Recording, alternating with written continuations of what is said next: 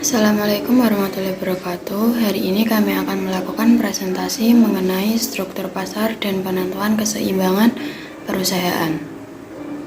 Anggota dari kelompok kami ada Afifah Nur Ismayanti, NIM 202112033, Putri Evanita Agustina 20212035, Lira Angelika 202112036, Adelia Dewanti Sofiana Dila 2021-2037, Eka Yunus Suci Hafsari 2021-2038. Yang pertama, saya akan membahas tentang pasar persaingan sempurna. Apa sih itu pasar persaingan sempurna? Pasar persaingan sempurna dapat didefinisikan sebagai struktur pasar atau industri di mana terdapat banyak penjual dan pembeli, di mana mereka tidak dapat mempengaruhi keadaan di pasar. Pasar persaingan sempurna merupakan struktur pasar yang dianggap paling ideal karena struktur pasar ini menjamin terwujudnya kegiatan produksi barang atau jasa yang paling optimal. Namun dalam prakteknya tidak mudah untuk menentukan jenis industri yang struktur organisasinya digolongkan kepada persaingan sempurna. Yang murni mungkin yang ada adalah mendekati ciri-cirinya struktur pasar persaingan sempurna. Adapun ciri-ciri pasar persaingan sempurna yaitu 1.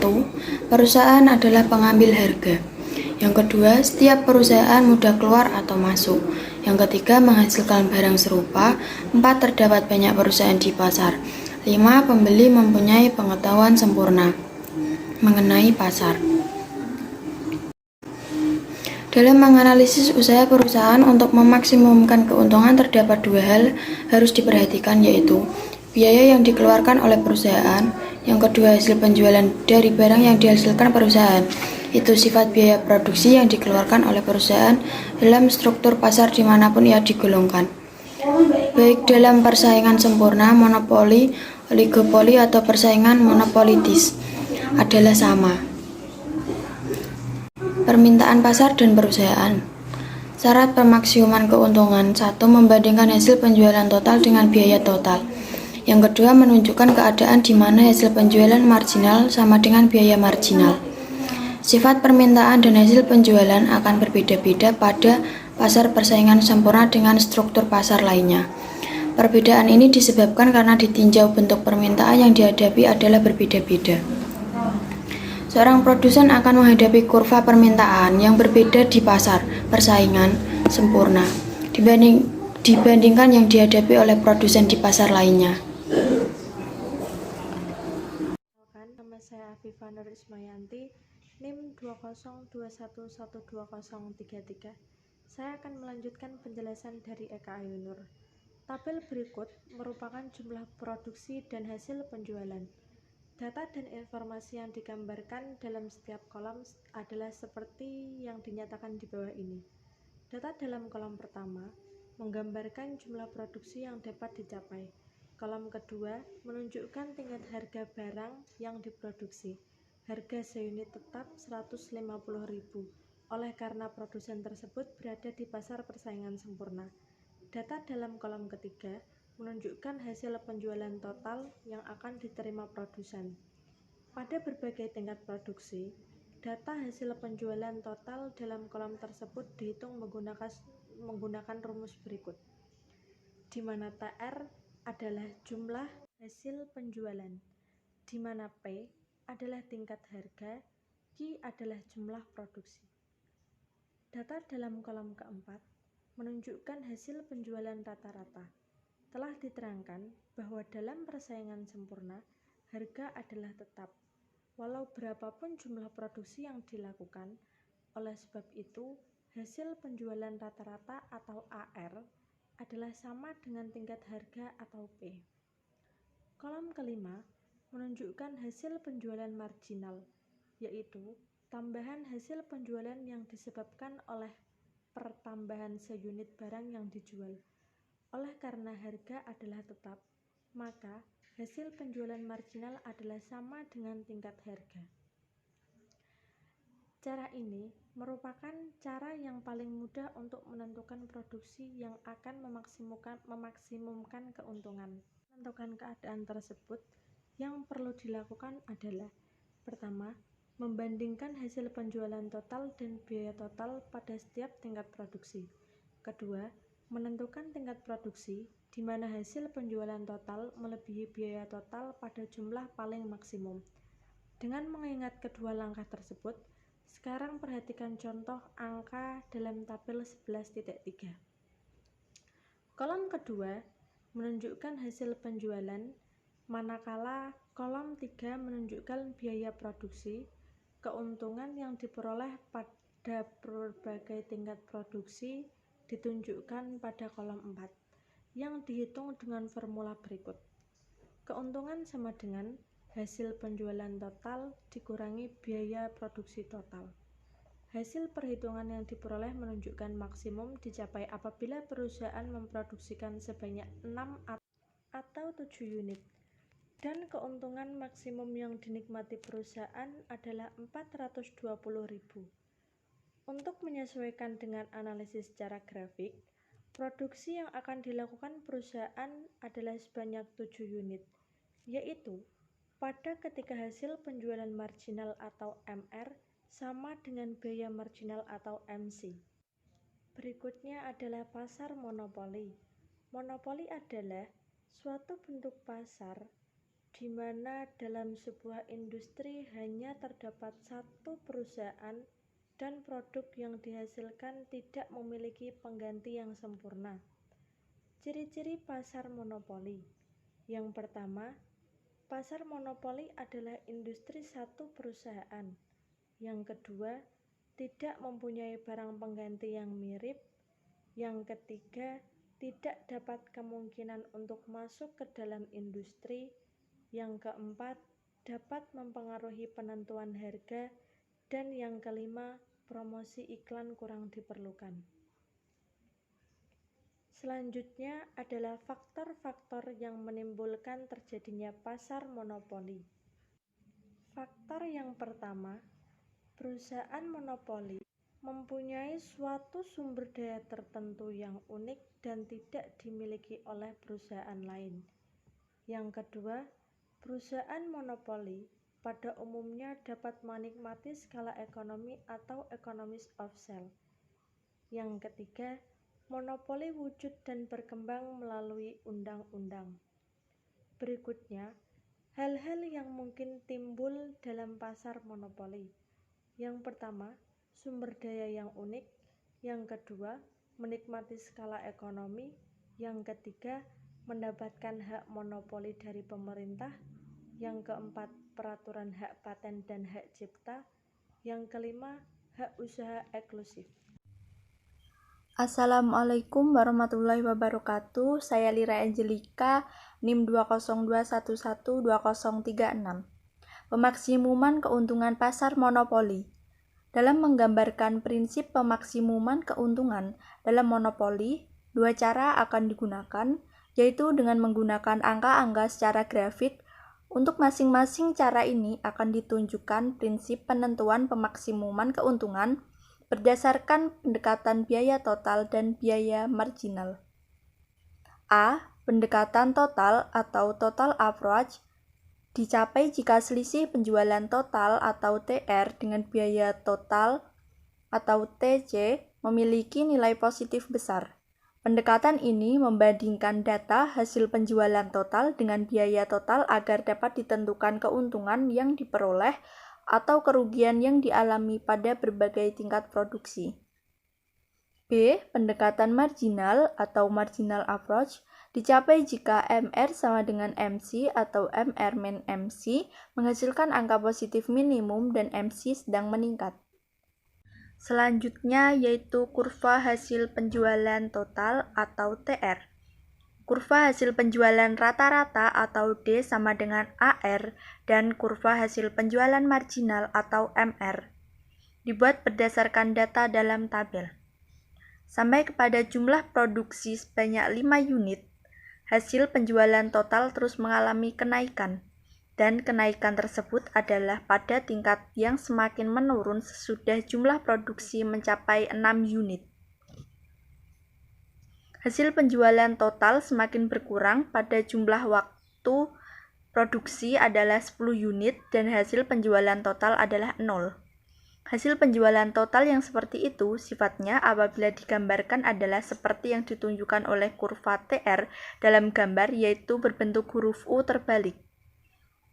Kurva TR akan selalu berbentuk seperti itu di dalam keadaan di mana kurva permintaan DD adalah seperti yang terdapat pada gambar, yaitu menggambarkan bahwa kalau harga semakin rendah, maka jumlah yang diminta semakin banyak.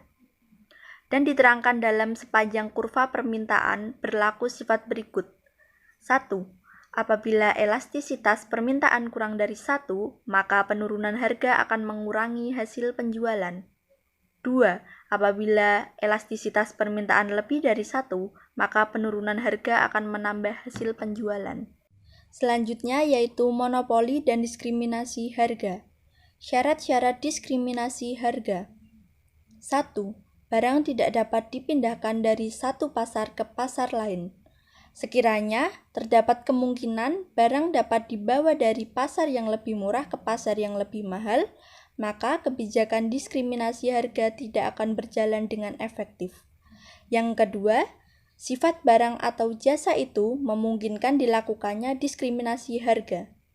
Barang-barang atau jasa-jasa tertentu dapat dengan mudah dijual dengan harga yang berbeda.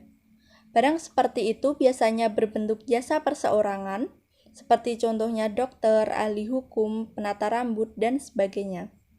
Mereka dapat dengan mudah menerapkan tarif berdasarkan dengan kemampuan yang mereka miliki. Yang ketiga adalah sifat permintaan dan elastisitas permintaan di masing-masing pasar haruslah sangat berbeda. Apabila permintaan dan elastisitas permintaan adalah sangat bersamaan di kedua pasar tersebut, keuntungan tidak akan diperoleh dari kebijakan tersebut. Biasanya diskriminasi harga dijalankan apabila elastisitas permintaan di masing-masing pasar sangat berbeda. Apabila permintaan tidak elastis, harga akan ditetapkan pada tingkat yang relatif tinggi. Selanjutnya, nomor 4, kebijakan diskriminasi harga tidak memerlukan biaya yang melebihi tambahan keuntungan. Yang diperoleh tersebut melaksanakan kebijakan diskriminasi harga harus mengeluarkan biaya apabila kebijakan tersebut dilakukan di dua daerah yang berbeda. Maka biaya untuk mengangkut barang harus dikeluarkan dan sekiranya dilakukan di daerah yang sama, biaya yang dikeluarkan mungkin dalam bentuk iklan. Nomor 5. Produsen dapat mengeksploitir beberapa sikap tidak rasional konsumen. Misal, dilakukan dengan menjual barang yang sama tetapi dengan pembungkusan atau merek dan kampanye iklan yang berbeda.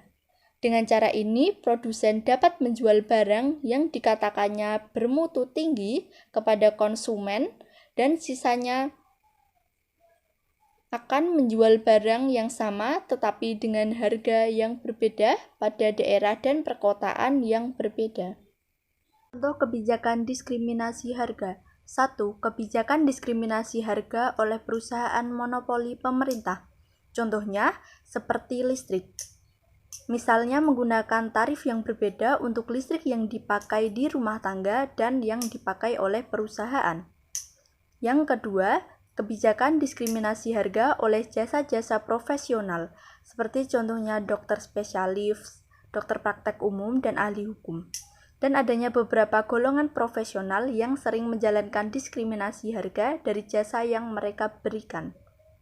Mereka biasanya mempunyai tarif yang fleksibel. Kepada orang yang relatif tak mampu, mereka mengenakan tarif yang rendah, sedangkan kepada orang kaya, tarifnya biasanya ditinggikan. Ketiga, kebijakan diskriminasi harga di pasar internasional. Dalam aspek ini, perusahaan membedakan di antara harga yang dijual di dalam negeri dan harga yang dijual di luar negeri. Harga penjualan ke luar negeri pada umumnya lebih rendah karena di pasaran internasional terdapat banyak saingan. Untuk mempertinggi kemampuannya, perusahaan memerlukan penekanan harga hingga ke tingkat yang serendah mungkin. Selanjutnya, perbandingan efisiensi monopoli dan persaingan sempurna. Biaya produksi sama. Perbandingan efisiensi di antara pasar persaingan sempurna dan monopoli dalam menggunakan sumber-sumber daya produksi barang dan meminimumkan biaya produksi per unit. Seterusnya, dimisalkan seluruh perusahaan dengan persaingan sempurna bergabung menjadi satu perusahaan monopoli. Di gabungan ini dimisalkan juga bahwa biaya produksi tidak mengalami perubahan. Biaya produksi berbeda apabila dianggap kurva biaya produksi di pasar persaingan sempurna adalah sama dengan di dalam monopoli. Sekiranya monopoli dapat menikmati skala ekonomi sehingga ke tingkat produksi yang sangat tinggi, kurva biaya rata-rata akan berbeda dari yang dimisalkan di atas. Besar kemungkinan ia berada di bawah kurva biaya rata-rata dari pasar persaingan sempurna. Perkenalkan, nama saya Adelia Dewanti Sofiana Dila, NIM 2021212037.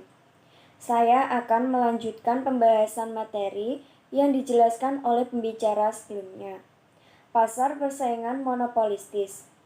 Pasar monopolistis adalah salah satu bentuk pasar di mana terdapat banyak produsen yang menghasilkan barang serupa, tetapi memiliki perbedaan dalam beberapa aspek. Pasar monopolistis pada dasarnya merupakan pasar yang berada di antara dua jenis pasar yang ekstrim, yaitu pasar persaingan sempurna dan monopoli. Pada pasar monopolistis terdapat suatu diferensiasi produk.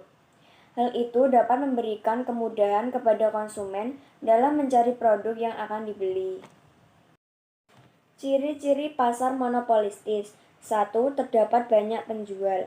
2. Barangnya bersifat berbeda corak. 3. Perusahaan mempunyai sedikit kekuasaan memengaruhi harga. 4. Kemasukan ke dalam industri relatif mudah. 5. Persaingan mempromosi penjualan sangat aktif. Keseimbangan dalam pasar persaingan monopolistis. 1. Keseimbangan jangka pendek. Keseimbangan jangka pendek, kurva permintaannya adalah menurun sedikit demi sedikit, dan akibatnya kurva MR tidak berimbit dengan kurva permintaan. Keseimbangan yang dicapai suatu perusahaan dalam pasar persaingan monopolistis adalah sama dengan di dalam monopoli. Seperti yang ditunjukkan oleh gambar 1, adalah keadaan di mana perusahaan memperoleh keuntungan. Keuntungan yang maksimum akan diperoleh apabila perusahaan memproduksi pada tingkat di mana keadaan MC sama dengan MR tercapai. Maka keuntungan maksimum tercapai apabila jumlah produksi adalah Q dan pada tingkat produksi ini tingkat harga adalah P. Segi 4 PABC menunjukkan jumlah keuntungan maksimum yang dinikmati perusahaan monopolistis itu. Kemudian dalam gambar 2 yang ditunjukkan adalah keadaan di mana perusahaan mengalami kerugian. Kerugian akan dapat diminimumkan apabila keadaan MC sama dengan MR tercapai. Berarti perusahaan harus mencapai tingkat produksi sebanyak G. Pada tingkat produksi ini, harga mencapai P. Besarnya kerugian yang diderita digambarkan oleh kotak PABC. Walaupun mengalami kerugian, perusahaan akan terus beroperasi selama hasil penjualannya melebihi jumlah biaya yang berubah. 2. Keseimbangan jangka panjang. Kurva pada gambar tersebut menunjukkan keseimbangan perusahaan monopolistis di dalam jangka panjang. Produksi berjumlah QL dan pada tingkat produksi ini tingkat harga adalah PL. Dapat dilihat bahwa PL sama dengan biaya total rata-rata, yang berarti bahwa perusahaan hanya memperoleh untung normal. Karena tidak menderita kerugian, perusahaan tidak akan meninggalkan industri tersebut. Tetapi juga ketiadaan keuntungan yang melebihi normal tidak akan menarik kemasukan perusahaan baru. Penilaian atas persaingan monopolistis. Efisiensi menggunakan sumber-sumber daya. Pada gambar di bawah ini menunjukkan keseimbangan suatu perusahaan dalam pasar persaingan sempurna atau grafik 1 dan keseimbangan suatu perusahaan dalam pasar persaingan monopolistis grafik 2. Kedua keadaan keseimbangan tersebut adalah di dalam jangka panjang. Pada keadaan gambar 1 menunjukkan bahwa biaya produksi per unit adalah pada tingkat yang paling minimum. Biaya per unit adalah PS. Harga yang berlaku di pasar adalah PS. Jumlah barang yang diproduksikan adalah Q. Sedangkan keadaan dalam gambar 2 menunjukkan bahwa biaya produksi per unit perusahaan monopolistis adalah lebih tinggi dari biaya produksi per unit yang paling minimum. Biaya per unitnya adalah PM. Harga yang berlaku di pasar adalah PM, jumlah barang yang diproduksi adalah QM. Efisiensi dan diferensiasi produksi. Barang-barang yang dihasilkan oleh perusahaan persaingan monopolistis bersifat berbeda corak, yaitu berbeda dari segi mutu barangnya, pengemasannya, dan pelayanannya setelah penjualan. Perbedaan tersebut menyebabkan para konsumen mempunyai pilihan yang lebih baik dari pilihan yang dapat dibuat mereka di dalam pasar persaingan sempurna. Perkembangan teknologi dan inovasi. Pada umumnya, ahli ekonomi berpendapat bahwa persaingan monopolistik memberikan dorongan yang sangat terbatas untuk melakukan perkembangan teknologi. Terbatasnya dorongan tersebut disebabkan karena dalam jangka panjang perusahaan hanya memperoleh keuntungan normal. Keuntungan yang melebihi normal di dalam jangka pendek dapat mendorong kepada kegiatan mengembangkan teknologi. Distribusi pendapatan. Persaingan monopolistis mengakibatkan corak distribusi pendapatan yang sama sifatnya seperti yang biasanya terdapat dalam persaingan sempurna, yaitu distribusi pendapatan adalah seimbang. Karena tidak terdapat keuntungan yang berlebihan dalam jangka panjang, maka pengusaha dan pemilik modal tidak memperoleh pendapatan yang berlebih-lebihan. Persaingan bukan harga. Persaingan bukan harga pada hakikatnya mengandung arti usaha-usaha di luar perubahan harga yang dilakukan oleh perusahaan untuk menarik lebih banyak pembeli ke atas barang yang diproduksinya. Persaingan bukan harga dapat dibedakan menjadi dua jenis. 1. Diferensiasi produksi, yaitu menciptakan barang sejenis tetapi berbeda coraknya dengan produksi perusahaan lainnya. 2. Iklan dan berbagai bentuk promosi penjualan. Iklan dan biaya produksi. Pada gambar tersebut merupakan grafik pengaruh iklan terhadap biaya produksi, harga, tingkat produksi. Biaya rata-rata jangka panjang dari suatu perusahaan monopolistis sebelum melakukan kegiatan pengiklanan adalah AC. Permintaan ke atas barang yang diproduksi oleh perusahaan itu adalah D1. Maka keseimbangan jangka panjang perusahaan monopolistis tersebut dicapai pada titik A1 dan keseimbangan ini menunjukkan bahwa harga pasar mencapai P1 dan jumlah barang yang akan diproduksikan perusahaan monopolistis tersebut adalah Q1. Apabila perusahaan melakukan pengiklanan, biaya produksi akan menjadi lebih tinggi dan dicerminkan oleh kenaikan kurva, biaya rata-rata dari AC menjadi AC1. Pada waktu yang sama, usaha mempromosikan penjualan melalui iklan tersebut menyebabkan permintaan ke atas produksi perusahaan bertambah. Apabila permintaan tersebut bertambah dari D1 ke D2, keseimbangan jangka panjang yang sekarang adalah ditunjukkan oleh titik B. Dengan demikian, iklan telah menyebabkan jumlah barang yang ditunjukkan bertambah dari Q1 ke Q2. Akan tetapi, iklan tersebut menaikkan harga dari P1 menjadi P2. Nama Putri Evanavita Agustina, NIM 202112035. Saya akan melanjutkan pembahasan tentang pasar oligopoli. Oligopoli berasal bahasa Yunani yaitu oligos polin, yang berarti menjual sedikit. Jumlah penjual dalam pasar ini tidak terlampau banyak, paling tidak hanya 10-15 penjual. Persaingan dalam pasar oligopoli cukup keras, mengingat sedikitnya jumlah penjual. Perusahaan dalam pasar oligopoli akan selalu memberikan reaksi apabila persaingannya melakukan suatu keputusan atau tindakan yang memengaruhi pasar. Dengan demikian, masing-masing perusahaan merasa saling tergantung dengan lainnya. Ciri-ciri pasar oligopoli. 1. Menghasilkan barang standar maupun barang berbeda corak. Perusahaan dalam pasar oligopoli menghasilkan barang standar. Industri dalam pasar oligopoli yang demikian sifatnya banyak dijumpai dalam industri yang menghasilkan bahan mentah seperti produsen bensin, industri baja dan aluminium. dan industri bahan baku seperti industri semen dan bahan bangunan. Di samping itu, banyak pula pasar oligopoli yang terdiri dari perusahaan-perusahaan yang menghasilkan barang berbeda corak. Barang seperti itu pada umumnya adalah barang akhir.